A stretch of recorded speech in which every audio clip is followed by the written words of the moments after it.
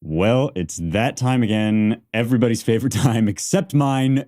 Time for another round of cursed content. My producers have sent me a little a little present, which is this link to a video. I don't know what it is. I'm gonna just open it up and we'll see where we go.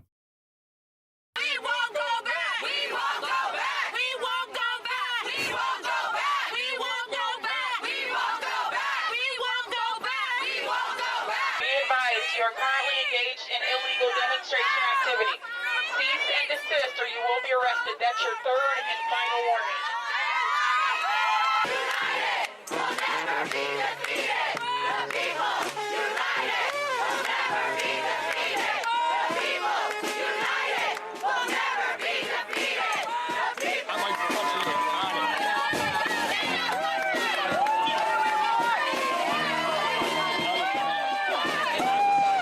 It's so inspiring. I'm so inspired.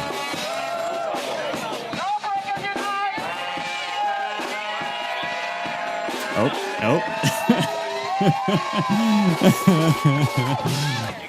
I love it. Ilhan Omar just walking with her hands behind her back as if she were handcuffed.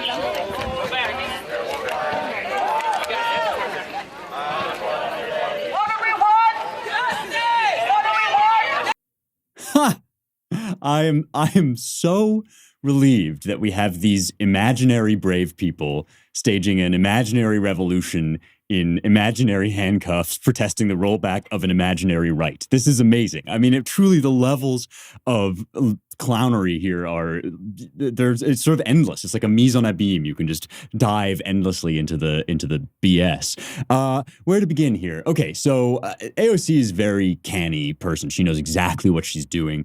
She's ignorant, but she knows what's going on when it comes to politics and it comes to grandstanding. My friend Jeremy Tate, who runs the Classic Learning Test, made a really good point the other day where he said, it's not civil disobedience unless you're breaking the law that you are protesting. So, sit-ins to protest segregation is an example of civil disobedience, because then the public sees you get arrested for this thing and they are moved to understand that it was an unjust law to begin with, because nobody should get arrested for doing what you're doing.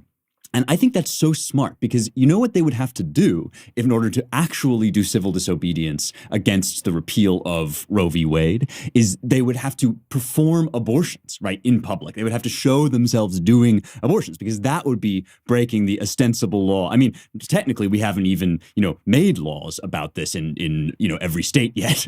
But let's say that you were actually out to protest an anti-abortion law. What you would have to do is show yourself getting an abortion, and that's precisely what the pro-abortion side doesn't want to do. They're saying now that if you show, imagery of what happens in an abortion, like these dismembered fetuses, dismembered babies, right, that that the pro-life side is always showing, well, this is just emotional manipulation. But no, it's only manipulation if you're showing something false. That's just what it looks like to do an abortion, because abortion kills a child. And so when they do this, valiant civil rights protest, which is it's just an imaginary form of civil disobedience against the repeal of an imaginary right. There's no right to abortion in the Constitution. That was never a thing. Even defenders of Roe who love, who like the idea of having abortion being legal nationwide, were always iffy on the idea that this could somehow be found in the Constitution.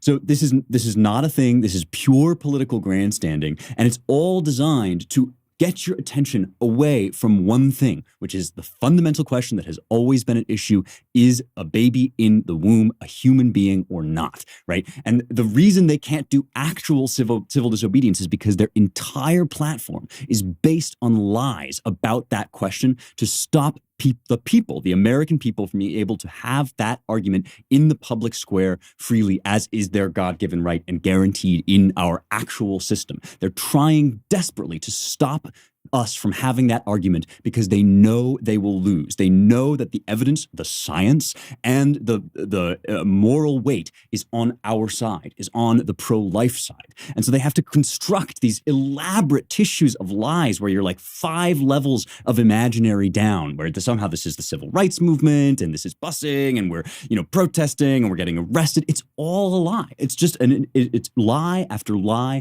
after lie to construct an imaginary universe. AOC knows that's what she's doing. She's very canny when she puts her hands behind her back, and Ilhan Omar too, right? So people will think that she's in handcuffs, and then she raises her hand in the power symbol because, again, it's all an act.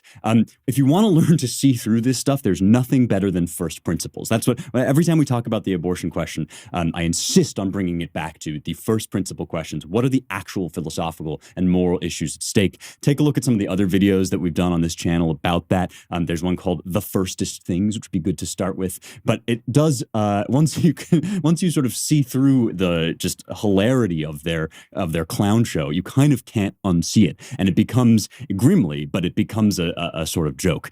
Check out the rest of our videos. Welcome to Young Heretics.